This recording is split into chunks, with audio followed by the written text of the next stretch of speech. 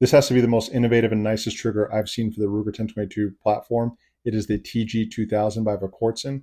I got the one in black, but they do come in red, blue, FDE, green, and silver. Let's go ahead and open it up. I'm going to talk to you guys about why I think it's so innovative and the features that I do like about it. And the first thing that stood out to me was this Ambidextrous Magazine release. So it is ambidextrous, right and left-hand shooter. But what you can do is you can see here with these screws is you could take one side off if you just want to run it right hand or left hand if you don't want both of them there. But I am going to keep this guy ambidextrous. And the reason why I really like this is for a couple of reasons.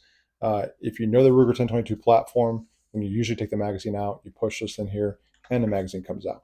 But I've noticed when I take my friends and family out shooting, they kind of have a hard time doing that, especially if it's their first time shooting this rifle. So I'm looking forward to that feature being added for new shooters and also for my family.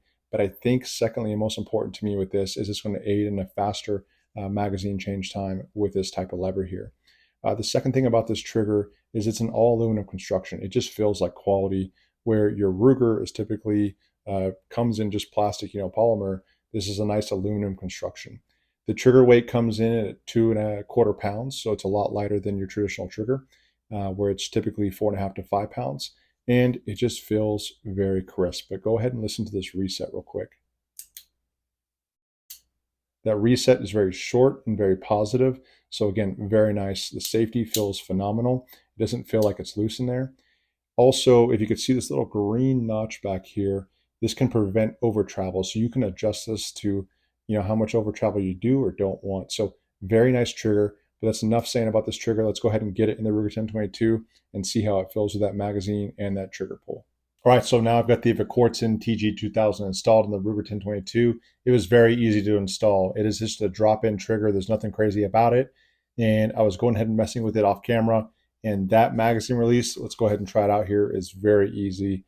So let's go ahead and see here real quick. So put it in. And as you can see, it's a lot easier to drop those magazines. So again, it is a lot faster to reload those magazines. That trigger feels phenomenal. Stay tuned for a full review of this Ruger 1022 build. We'll go over the stock, the optic, the trigger, and other things I'm going to do to this. And once I have that video posted, you're going to see it down here in a link on YouTube so you guys can click on it.